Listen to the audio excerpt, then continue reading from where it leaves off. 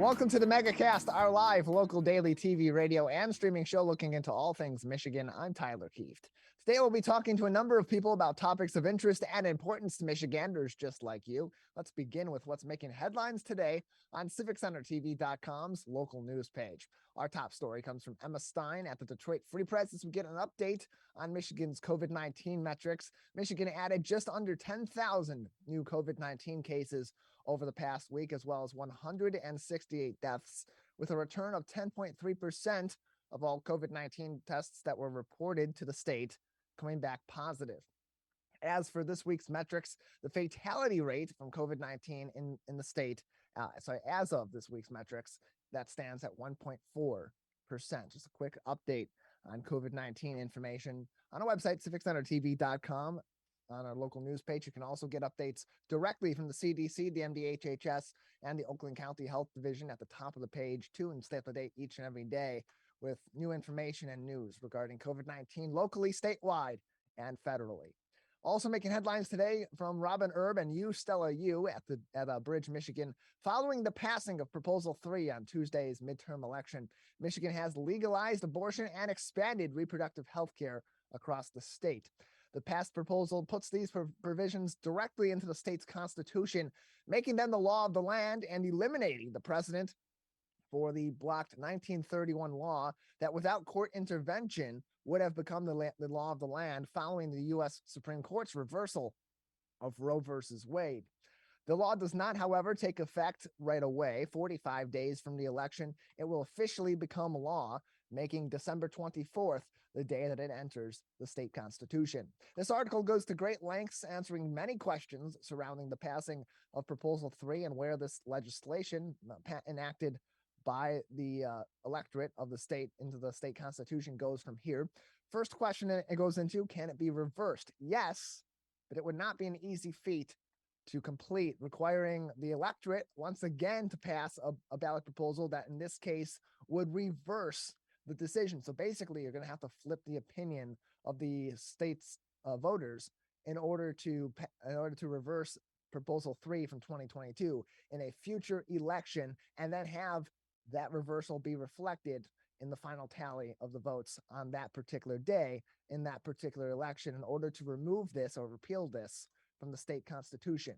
So another question, what happens next in terms of the other laws that this may impact? Now it's part of the state constitution, parts of other laws regarding reproductive health, regarding abortion as well, may become unconstitutional here in the state of Michigan. So the courts will have to make some decisions in that regard, as over 40 laws across the state may potentially be impacted by this passing of the proposal in this midterm election.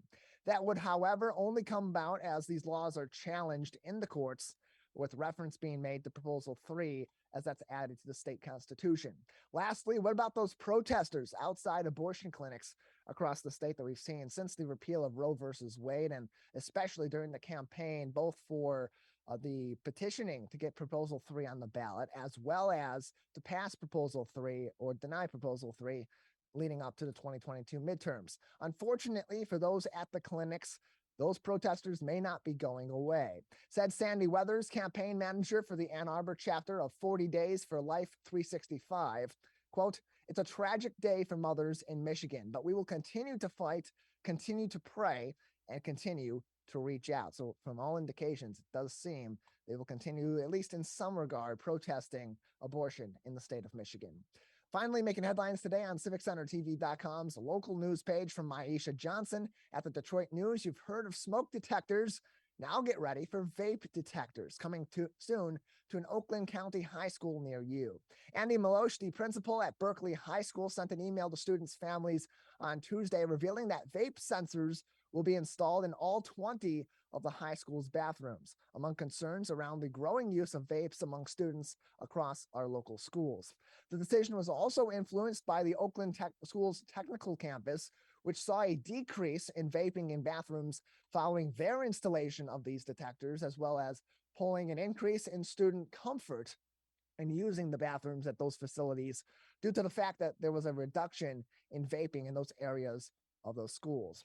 Said Principal Malosh in a message to the school district's families, quote, While we realize that some of these updates may feel new and different to us, the idea that Berkeley High School works hard to create safe environments for all students is certainly not new or different. We're very proud of the fact that our students constantly push us to become better at what we do, which in turn keeps us progressing forward, and closed quote. All of those headlines today on civiccentertv.com's local news page, along with links to COVID-19 updates from the Centers for Disease Control and Prevention at the federal level, the Michigan Department of Health and Human Services statewide and locally, where we originate a broadcast in Oakland County from the Oakland County Health Division. We have a great show ahead on this Thursday edition of the Megacast. Coming up next, we'll have our weekly mental health talk with Carrie Krawiec from the Birmingham Maple Clinic, plus more interesting and fun discussions all across today's program. You're watching and listening to the Megacast. Let's relish these moments, made possible by the COVID-19 vaccine.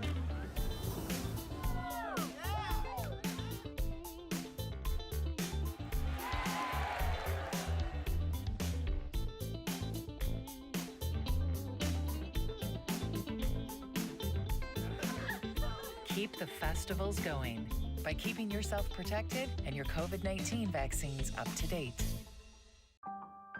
In the face of COVID-19, staying healthy is important. And now the same is true as we face the flu. Influenza has the potential to infect millions, putting lives and the healthcare system at risk. Fortunately, it's easy to protect yourself. The flu vaccine is safe and effective, and with COVID-19 still spreading, it's essential. To see how you can hit this virus head-on, visit michigan.gov/flu. Now that the vaccine is available for children 5 and up, why do you recommend it? Kids are part of the community and they can spread COVID. We're seeing both healthy children getting sick from the virus as well as children with underlying health conditions. They can easily bring the virus home to other people that are vulnerable and make them sick as well. This vaccine can change that and keep children safe. It's essential that your children get vaccinated to protect them, to protect your families, and to protect those in the community around you. Let's whoop it up for these moments, made possible by the COVID-19 vaccine.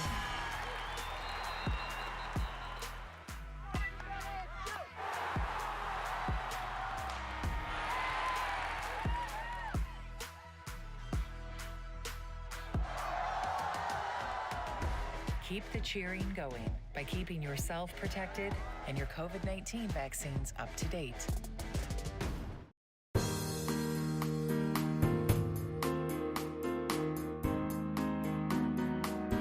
Welcome back to the Megacast, our live local daily TV, radio, and streaming show looking into all things Michigan. I'm Tyler Kieft. Learn more about the program by visiting our website, civiccentertv.com/megacast, where you'll find more information on all of our partnering stations across the Great Lakes State, including My Michigan TV, and find all of our full shows and each individual interview on demand as well. civiccentertv.com/megacast for all of that information. It is November. November is the month where we recognize men's mental health, something that's often been kind of put to the wayside or ignored by many men across the U.S. and around the world. And joining us now to talk about men's mental health and the importance of really putting a focus on this in what's known as Movember is Carrie Krawiec, a therapist at the Birmingham Maple Clinic. Carrie, thank you for being with us today. Thank you for having me. Appreciate having you on. So Movember was something that began as a campaign in 2003, particularly to raise awareness of men's mental health issues. And so often we do, when we think about mental health and we think about mental health care, we don't really think about men, maybe, younger boys or teenagers, but adult men in particular have historically been much more resistant to seeking therapy or seeking any sort of mental health care and trying to be, toughing it out, manning up, so to speak, and not dealing with these issues, which of course only compound them. And so how has that changed over the years, especially recent years, given the really resurgence and a focus on mental health as a result of the pandemic? Well, absolutely. I think, something like 6 million men meet the criteria for depression, and 19 million American adults meet the criteria for anxiety. So it's certainly a problem that's affecting men.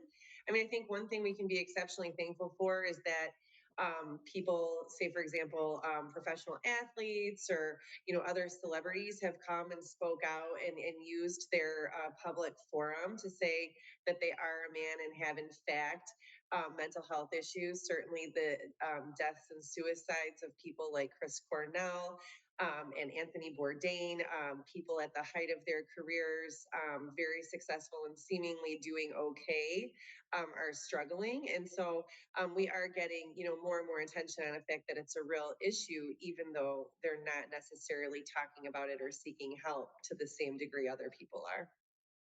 Yeah, and you mentioned, some of the notable people that have had some mental health issues, and whether they addressed them or not, they ended up losing their life as a result. And statistically, men are twice as likely as women to die by suicide. And that just puts a little bit more of an emphasis on why it's so important for men to seek these interventions if they're having some issues or having some problems, need to talk through some things, especially nowadays when mental health care is a little bit more accessible than it has been in the past. And certainly the stigma surrounding addressing your mental health has certainly reduced. But let's get to the root of the issue. What are some of the main reasons historically that we've seen as to why men have not sought mental health care when they've been in need of it? I think like a couple of things, like you said, certainly the stigma. I mean, any kind of social value system, like you said, that men are supposed to be somehow strong and that getting help is weak. That those things would certainly play a role in people not getting therapy. Also, I think that historically there have been fears like almost like if I went into therapy and I started talking about this, I would fall apart even more. That it would sort of like open the floodgates and I wouldn't be able to, which I think is such a misconception. And also, trained therapists are aware of those fears and kind of help to titrate. We just make little steps at a time, go through little conversations, little topics at a time, and gain the strength and ability to delve into maybe some more deeper historical or traumatic issues, and certainly aren't going to leave someone sort of bleeding on the operating table if that was a fear. We're joined by Carrie Krawiec on today's edition of the Megacast. You can get in contact with the Birmingham Maple Clinic by visiting their website, birminghammaple.com. Birminghammaple.com is their website for more information. And Carrie, among men, we know that across the board, there's some generalities across humanity, not just men or women or other individuals about common mental health issues. But for men specifically, what are some of those more common mental health issues or mental illnesses that we do see prevalent among men when they do ultimately seek a diagnosis or seek care for their mental health? Sure. Well, I mean, the three most common, of course, are going to be anxiety, depression, and alcohol dependence. I mean, those, and like you said, that would be the same for men or women, but certainly there are ways in which they manifest differently. So, I mean, if you are wondering if your spouse, partner, father, some male in your life is depressed, it may not look the same. It might not look like sadness per se. It might be increased irritability, increased sleep or decreased sleep, trouble falling asleep, trouble staying asleep. It could look like more alcohol or cannabis use concealing an underlying depression. Certainly things too like panic and anxiety. A high number of men do report feeling panic and anxiety, about certain places or, driving or crowds, especially stuff, since the pandemic, going into certain environments, but they may not be showing those things on the outside. Again, they might compensate by drinking more in those environments or by avoiding them altogether. And so being kind of bold and asking them directly if they're having those feelings, even though you might not see it, is something that you could really do to be of assistance.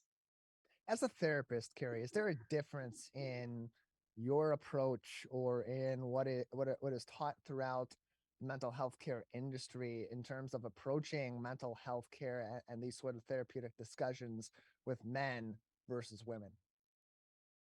I think success in therapy, the most important thing in therapy to have success is the successful relationship between the client and therapist, that there's sort of a good vibe and a good rapport.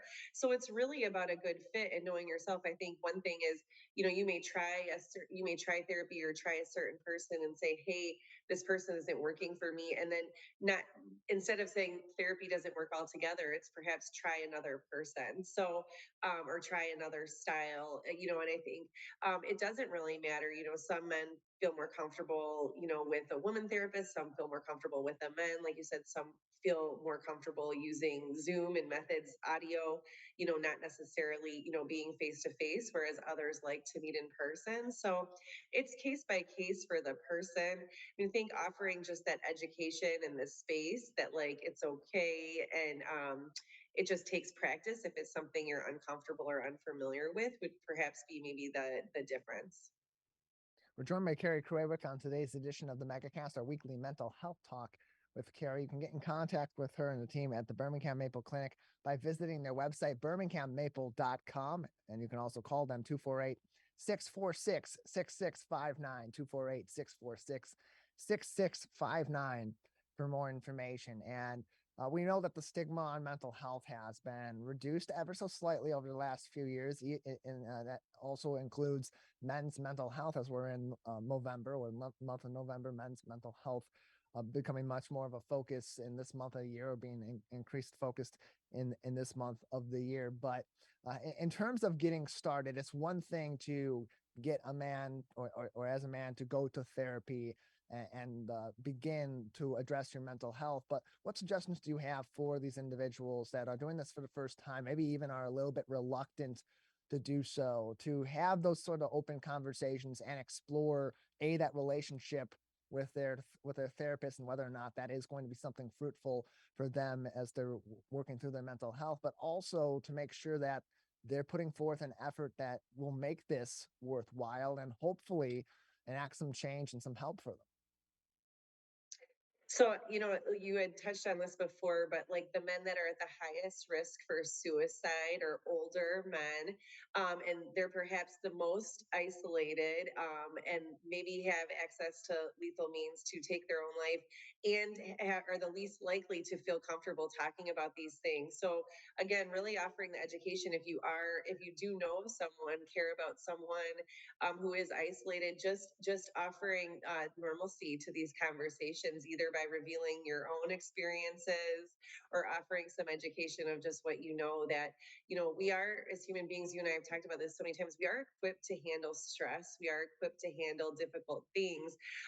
What makes it dangerous is when it's prolonged and within the absence of other supportive people. So when we can reach out to someone, we can actually reduce our stress and theirs, which is sort of good for everybody. And it's through those connections that people really find relief and healing.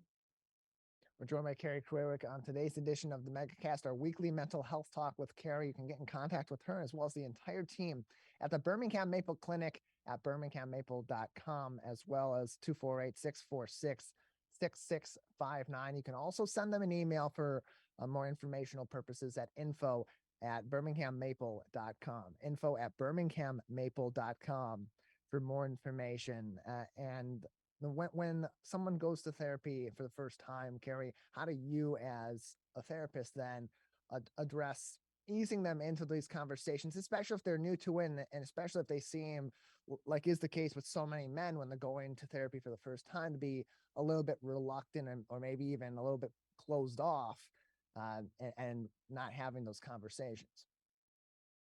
Absolutely. I think one thing to expect is really just getting to know each other. And of course, getting to know anyone is little bits of information at the time. In the beginning, you might just want to know about sort of their routines and their daily life and the things they sort of experience. And then you start to want to learn more about their history, their past relationships, how they grew up, and that these are just almost like the story of their life. You're just going to be learning little bits of it at a time. And certainly, therapists do to try to connect to different parts of the story if they're familiar with certain things or may ask questions about things they don't know more about. They're not trying to hurt or harm you, just trying to get to know you and get to know the things that have impacted your life. in the past and the present. Well, Carrie, we appreciate you joining us, talking to us more about men's mental health, as we definitely encourage men to seek that help if they're in need of it, or even if they're not. And they just, it can be a very therapeutic, and two, you can learn a lot about your own behavior and where you are at in terms of your mental health. And just like any other checkup you get medically, it's good to also check in on your mental health as well. And so we encourage men during this month of November to address their mental health with a professional if they're in need, or even if they're not. Carrie, thank you so much for joining us. Thank you. BirminghamMaple.com is the website for more information. You can also call them 248-646-6659 and send them your questions, info@BirminghamMaple.com. We'll take a break on the Megacast. The fall season is starting to actually seem like fall as we get closer to the weekend and some cooler weather ahead here in the state of Michigan. With that, we'll look forward to the remainder of the fall season, the holidays, with so much going on all across the state of Michigan, and why you should start right now thinking about planning your trips across the Great Lakes state for the spring and the summer. Otie McKinley joins us next from the Michigan Economic Development Corporation on the Megacast. Can I ask you a question? Why do you want to get the COVID-19 vaccine? I don't like getting sick. The virus will die.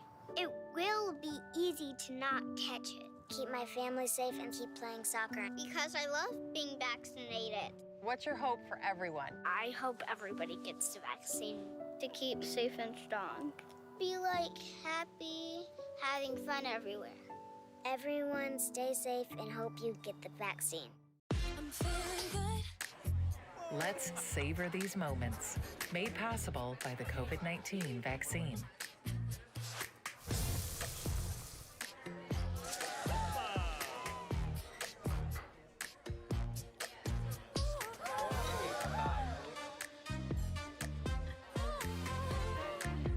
Keep the dining out going by keeping yourself protected and your COVID-19 vaccines up to date.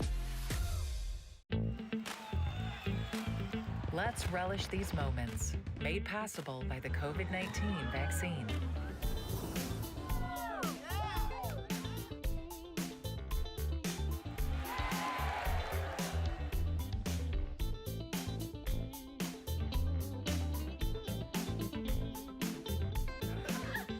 Keep the festivals going by keeping yourself protected and your COVID-19 vaccines up to date.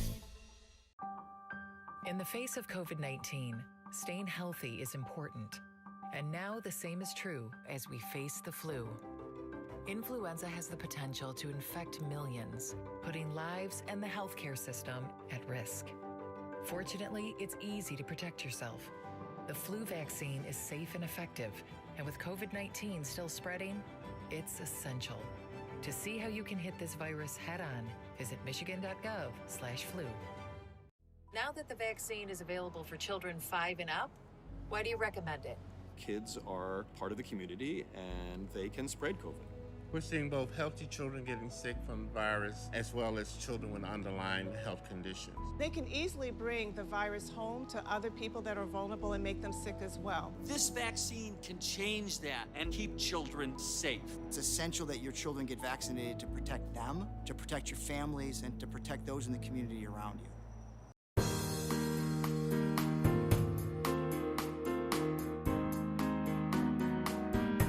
Welcome back to the Megacast, our live local daily TV, radio, and streaming show looking into all things Michigan. I'm Tyler Kieft. Learn more about our program by visiting civiccentertv.com/megacast, where you'll find more information on all of our partnering stations across the state, including My Michigan TV, streaming live on mymytv.com, and find all of our full shows and each individual interview on demand. So if you're tuning in just now and you only have a little bit of time, miss the rest of our show, or you got to leave, got to go, got to tune out right now, you can always find us online, civiccentertv.com/megacast. Well, we are in fall. May not seem that way. May not seem that we are in the fall season, as it feels very much like summer, sans the humidity outside, but that's coming to an end very soon, and it will feel like fall, at least for a couple weeks, hopefully, before the winter starts coming in here in Michigan. So let's bring in Otie McKinley from the Michigan Economic Development Corporation to talk about some of the fun things left to do here in the state of Michigan. Well, we got a little bit of warmth left this weekend, and then as we head into the holiday season over the next few weeks here in the state of Michigan. Otie, thanks for being with us today. Absolutely, Tyler. Good morning, and how you doing? I'm doing okay. How are you? I'm well, thank you. I too am excited for fall, and we're kind of in the throes of it, and just looking for the pearly, beautiful days that we still get this time of year. Yeah, going to be getting a little bit chillier. Not going to be having these nice temperate high 60s and 70-degree weather days much longer. But while we still have them through the weekend, at least, what are some great last-minute ideas people can do to soak in a little bit more of Michigan summer while the landscape out there is Michigan fall? If they're looking for some fun this weekend. Well, Tyler, in Michigan this time of year, you never know what the weather's going to do from day to day. So short-term planning is at its finest right now. But if we do have great days, it's still a perfect time to get out and spend time with friends and family, hiking many of the metro parks in the area. Biking is certainly still a great opportunity to get out and enjoy the outdoors. But if the weather kind of turns, then maybe there's an opportunity for you to take the family on some historical places or tours or museums in the area. If you want to stay close in Detroit, you've got the Museum of Temporary Art, Motown Museum, Hitsville, USA is a must. But the DIA, Detroit Institute of Arts, the Detroit Children's Museum, and the Charles H. Wright Museum of African American History. Great opportunities for educational, experiential activities if the weather out there is not too great.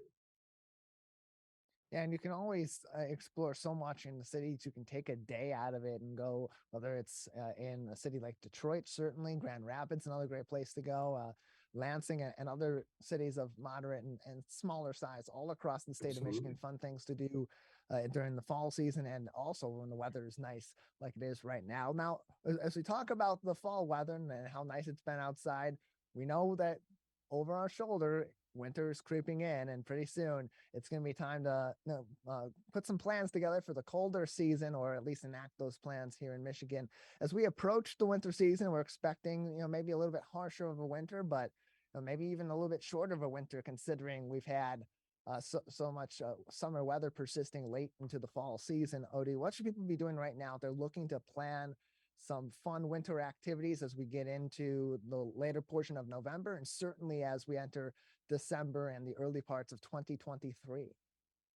Yeah, well, for the outdoor enthusiast, a harsh winter is music to our ears. For those that love to alpine or cross-country ski, snowshoe, fat tire bike in the winter, the rumor on the street is it's going to be a great winter, and that's fantastic. With that, we recommend to make sure that people are making reservations, certainly during the holiday weekends of President's, MLK, Christmas, high travel times, just to make sure that the experience and memories you're hoping to make are able to come to fruition, and reservations are available. Northern Michigan, there's a wealth of resorts that are open that have full family activities, from indoor water slides to tubing, certainly fine dining across the state. We all know that Michigan is a winter wonderland for those that enjoy winter, and so we recommend making reservations and supporting the small businesses across this great state.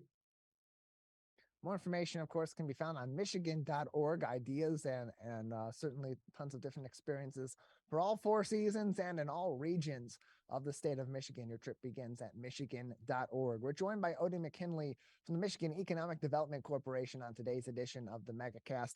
Otie, as we look forward to winter, but also as we look forward to the spring and the summer seasons, this is a great time for people to start making those plans and start putting those plans into place, especially when we get into the spring and certainly into the summer of 2023. It's always busy across the state of Michigan, especially in those landmark tourist locations. So why should people be thinking about those later seasons of the year right now and making those plans when it's only November for June, July, and August of next year? Well, it's tough for people to start thinking about planning for spring and summer of 2023 when they're still looking and planning holiday events and shopping and winter activities. But again, if we've seen, or if next summer is any, if the last summer has been any indication of what next summer is going to be like, tourism is back. Regional, in-state, and the typical tourist destinations are busy, have been proven to be busy, and that's great for the small businesses in those communities. A couple different things to think about next year when looking at your plan is maybe head to michigan.org, hidden gems, to learn about different parts of the state that you may not typically think of as tourism destinations. There are cities all across the state, small towns, larger towns, that are fantastic destinations along the eastern coast of Michigan, certainly all over the UP. But again, making reservations in advance and putting a little forward thinking into your travel planning is always going to ensure that you get to do what you want to do, where you want to do it, when you want to do it. So, just look at camping. Reserving campsites at privately owned or Michigan state campgrounds was a challenge this year. There were a very, very busy season for camping. So those that do camp, again, last year we learned our lesson that a little more advanced planning is necessary. And with the Michigan State campgrounds, we know that you can make reservations 6 months in advance, starting at 8 a.m. that day of, I believe. So look at your calendar and start deciding what weekends you want to go camping, and then back it out 6 months so you can ensure that you're making the reservations that you need and getting the sites that you want. Yeah, Michigan.org, a great resource for travel ideas all across the state of Michigan. There's guides for all seasons, for all different kinds of activities. It really is such a rich resource for all things about the state of Michigan. Otie, you talk about all these different locations that are historical landmarks, that are landscape landmarks as well, that maybe aren't those major tourist destinations you think of when you think of the state of Michigan, but are really interesting to explore and will definitely catch the eye of people if they just see that information. So give us a little bit of insight on just how many of the resources that the Michigan Economic Development Corporation provides for tourism and travel in the state of Michigan, especially through Michigan.org, the Pure Michigan website, which they oversee. Yeah, so the Michigan Economic Development Corporation is really the lead marketing arm and advocate for the state of Michigan. And to simply to kind of break that down, let's say there's 3 legs of the stool: business development, community development, and travel Michigan. And so all 3 of those things are incredibly important because communities need business, business needs people, and people want communities. And so that ongoing wheel of economic development is really what helps drive the overall economic health of the state. And tourism clearly is a very important variable in that. So the Travel Michigan arm of the MEDC is what really is tasked with bringing tourism and visitors to the state. People are very familiar with the Pure Michigan advertising campaign, but the organization that runs that is actually Travel Michigan. And again, we just work on behalf of the citizens of Michigan, trying to increase travel across the state to bring visitor spend to businesses, small businesses, restaurants, diners, gas stations, whatever it is, into these different corners of the state. And really highlight the state, show people how amazing the state is. No matter where you go in the state, there's just wonderful, wonderful opportunities to explore different communities of different sizes. And I just strongly recommend people this winter, this spring, this summer, try something different. Push your comfort zone a little and go to an area that you haven't done. Spend a little time on Michigan.org, build out an itinerary. There are itineraries already built for different regions of the state at Michigan.org. But it's a great time to get out, learn something new about the state. And maybe in the benefit of that is staying away from maybe some of the more crowded areas of the state but during those high travel times. And again, I can't say this enough, but tourism just doesn't happen up north. Spending time in Grand Rapids, in Detroit, are wonderful opportunities for learning experiences, to see what's happening in these communities, maybe change the perception of some folks of what these urban areas have become, because they are just incredible destinations. So don't always think that you need to look north to plan your vacation, regardless of the season. So it's a pretty neat time to be in a pretty cool state. Yeah, it's great. It's a great state for exploring different sorts of environments, different sorts of landscapes, all different kinds of activities. And one of the few places in the U.S. and really around the world you can really experience all 4 seasons in the versatile way. Otie, thank you so much for joining us. Tyler, it's always a pleasure. Thanks so much for the time, and I hope you have a fantastic what's left of the fall, and enjoy this coming weekend. Yes, you as well, Otie. Always appreciate it. Michigan.org for more information. And as Otie said, to plan those itineraries and look forward to all the upcoming seasons here in the state of Michigan. Get to planning right now and even to executing on some of those plans for the winter, the spring, and the summer here in Michigan, as well as the remainder of this fall. We'll take a break on the Megacast. On the other side, from travel and tourism to education, we'll be joined by the executive director of the Michigan Association of Superintendents and Administrators to talk about how now on the other side of the bulk of the COVID-19 pandemic for our schools, testing numbers suggesting some major impacts of COVID-19, particularly in mathematics and reading. How is that being addressed at the school district level, and how does the organization suggest that superintendents and administrators work on retaining and improving staffing in our school districts here in Michigan? Dr. Tina Kerr joins me next. You're watching and listening to the Megacast. Let's whoop it up for these moments, made possible by the COVID-19 vaccine.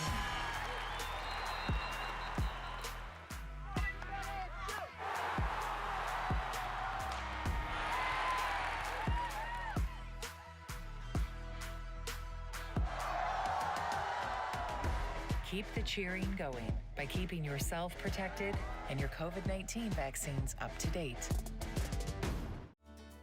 Take a look back in time and recollect local history at this month's Sylvan Story presentation.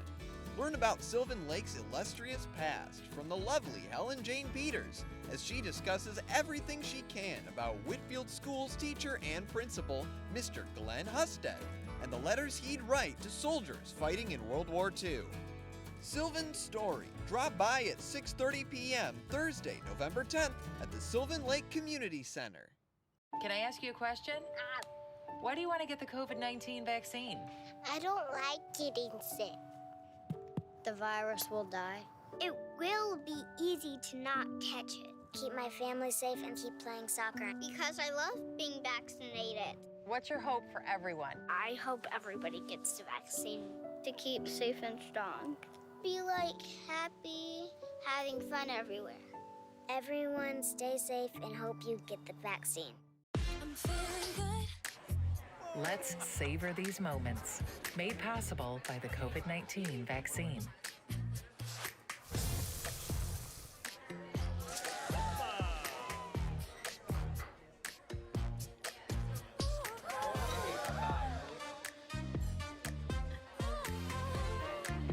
Keep the dining out going by keeping yourself protected and your COVID-19 vaccines up to date.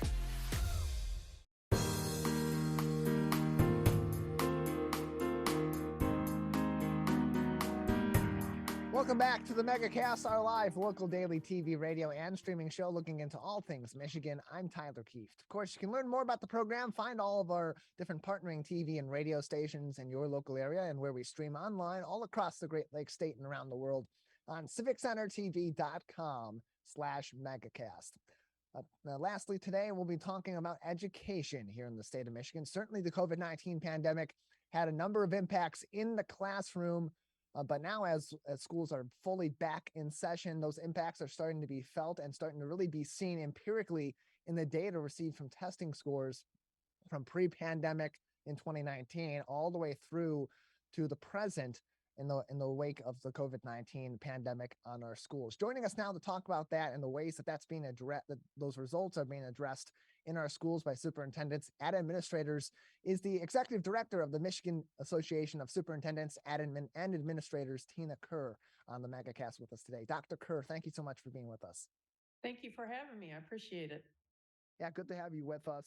Of course, we know that COVID-19 has had a major impact on schools across the U.S. and across the nation. We've talked in the past about the disparities in some of those effects from those issues on schools and in lower income areas, but across the state, some very staggering numbers. We just last week had discussed on this program and in our headline segment an article from Isabel Lohman and Mike Wilkinson at Bridge, Michigan, about the recent release of NAEP numbers, or National Assessment of Educational Progress numbers, from 2019 through this year, that show that Michigan's test scores, in particular in reading and math, fell to their lowest scores in over 30 years. That's quite a staggering number, and certainly you think about the impacts of the varying changes in the school systems over the course of the pandemic as being a primary culprit for all that. So let's start with where teachers and where administrators are at this moment in time, as we're about in the middle of the school year, approaching the middle of the school year here in the state of Michigan, well into it, all our schools back fully in person, with some, of course, still having some other options as well for students and families that would prefer not to be in that in-person classroom. But by and large, where are our schools at in terms of getting back into the fold of things and really bringing these classrooms back to a more traditional in-person learning environment, but also adjusting for what they've learned over the last couple of years? Sure. Thanks, Tyler. Well, all our schools started this fall with the intent to come back face-to-face and in person. But as you said, some of our districts found that some students did learn effectively with a virtual option. So you're seeing some hybrid opportunities in districts, but for the most part, our schools began the school year back in person, still trying to keep in mind those safety precautions, because obviously COVID is still lurking around. But certainly, I think that there was a new optimism and hope for the start of this school year. Yeah, and that optimism and hope, a lot of that also comes from where we were at with our learning and with our education system here in the state of Michigan pre-pandemic. We talk about those NAEP numbers and some of those staggering faults and those numbers over the last 3 years between 2019 and 2022. But before that, in the 3 years prior, Michigan showed considerable improvement in those NAEP testing scores compared to the rest of the nation too. So there was something that was really positive going on in our classrooms pre-pandemic that hopefully is going to be coming back and continues to be coming back and having an effect as we go forward. On the administrative level, what do you do as a superintendent or as an administrator, particularly as you're looking at the controversies of learning loss, and certainly these numbers from these testing institutions that help to kind of be a little bit of a guidepost throughout the year and year to year in terms of sort of bridging those gaps while you're also continuing on with this learning at a normal rate? There's kind of three big, I think I'd call them buckets, that administrators are working through. The first of which is just academic recovery strategies. I don't like to call it learning loss. We like to call it delayed learning because the pandemic did delay the learning that was occurring in classrooms due to the virtual options or other mitigating circumstances.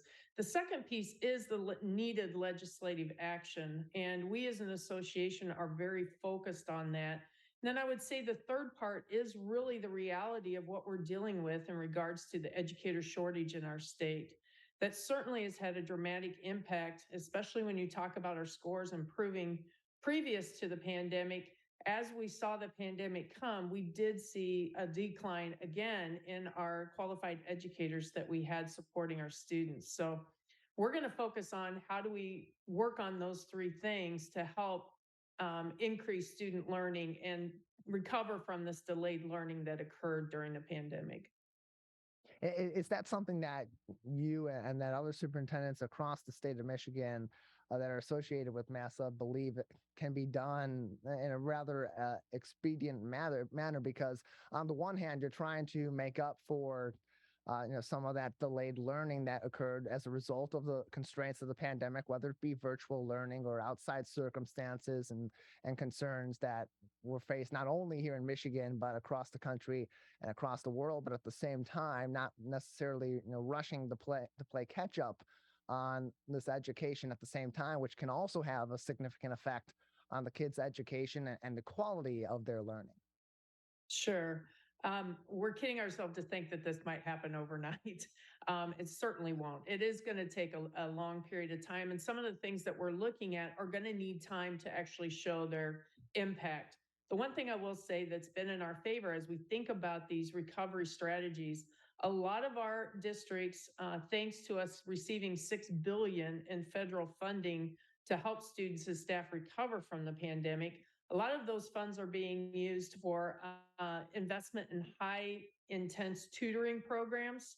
We're seeing extended summer schools, which usually helped us deal with summer school loss, but now can also help us move forward with the delayed learning that happened during the pandemic. And then we're seeing a lot of districts that are creating their own grow your own programs. We had another $12 million that was invested in creating these programs to get parapros that may want to be classroom teachers and moving people through the ranks quicker, but with a high quality education so that, again, as you said, we don't want to do anything to set us back academically. We are constantly trying to move forward and give the supports that we need in the classroom. We're joined by Dr. Tina Kerr. She is the Executive Director of the Michigan Association of Superintendents and Administrators, or MASA, joining us on today's edition of the Megacast. You can learn more information about MASA as well as find some of the resources, advocacy, and upcoming events as well by going to their website, gomasa.org, GOMASA.org for more information, GOMASA or gomasa.org for more information. And I mentioned this a little bit earlier. It's important that we circle back to this, Dr. Kerr, as you're considering all these different mitigation efforts and initiatives in order to bridge some of those gaps in the delayed learning in our classrooms. I would imagine it's that much tougher to do that in a school district that's in a lower income area, a higher poverty area that already had been previously, before the pandemic, suffering for resources from the state, from the federal government as well to provide some of these services. Of course, you got a lot of the federal funding that came through the schools as a result of the COVID-19 pandemic, as well as from the state, certainly going to be helpful in that regard. But what are organizations like yours doing to help those school districts that are in areas of most need academically and from a resources standpoint, even pre-pandemic, to bridge some of these gaps when they do have significantly fewer resources than those school districts and those students in more affluent areas? I will say I agree with you, Tyler, that has been ongoing when we talk about resources. We have long been advocates for leveling the playing field as far as financially for students. In this past summer's unprecedented education budget, you saw funding start to go to those subgroups that needed more attention and needed more resources, such as our ELL, our high poverty areas, our special education, et cetera. So I do feel like we've made significant gains to have the funding follow the needs of the child in those districts. But as an association, certainly one of the things we continue to do is by servicing over 95% of the superintendents in Michigan, we are always looking for ways to ensure that that learning that occurs at the association level for the superintendents is directly has an impact in their particular district setting, whether it be small rural or urban suburban. We want to try and make sure our professional development opportunities meet them where their needs are. And we're joined by Dr. Tina Kerr, the Executive Director of the Michigan Association of Superintendents and Administrators, on today's edition of the Megacast. You can find more information on all of their work by visiting gomasa.org, GOMASA.org, for more information, including their partners, some advocacy work, resources on COVID-19, job postings across the state, workshops, and more. GoMasa.org, as well as a calendar for their upcoming events as well. Dr. Kerr, in terms of the educator's standpoint, of course, your organization working with superintendents and administrators, but under them in the chain of command are those people on the front lines in our classroom each and every day, teaching our kids and helping to enact these different plans and different initiatives to bridge those gaps in the delayed learning all across the state of Michigan. So what more needs to be done at the administrative level? Or are you suggesting for administrators and certainly superintendents, to attract new talent right here in the state of Michigan, but also to retain those excellent members of their staff and their faculty in their facilities and keep them in the industry where we've seen over the past few years many very talented employees and educators across the state, due to the stresses of that job, the constraints of that job, and the situation that we're in educationally here in Michigan and across the country, have left the profession altogether. That's absolutely correct. And there's a lot of factors that obviously added to that. What we're trying to do is support our administrators as they work to alleviate the stress that educators are under.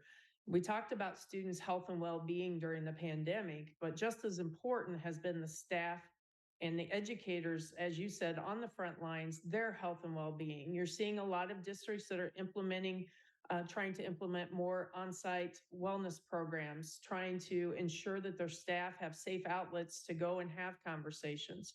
But we're also seeing, again, with the educator shortages plaguing our state and the nation, we're having to look at other opportunities, how to attract people to the profession. Quality, competitive wage, certainly, as you said, those supports that are in place to ensure that they have a positive culture and can have a positive impact in the classroom. We've seen our governor and our legislature are certainly trying to put money to attract more people to the profession, but it's also up to each community to make a difference in those schools. And while the administrators can control so much, it's certainly about, does a teacher come to a district or a community and do they feel like they're at home? And a lot of the stresses that have happened that we've seen politically on a national level have certainly trickled down into the communities in Michigan. So again, it's imperative that we all work together to ensure that our educators in our schools feel safe, feel valued, feel protected, and that they can earn a decent living to support the students that are in their classrooms. Yeah, teaching, educating is a partnership between those educators and the families, as well as the students, administrators, and superintendents as well. It's all one big partnership at the community level. So community involvement always going to be critical in all of these matters, especially with the challenges we face today. Dr. Kerr, thank you so much for joining us. I appreciate it. Thank you, and have a great day. You as well. That is going to do it for this Thursday edition of the Megacast. We'll return very soon with a new episode.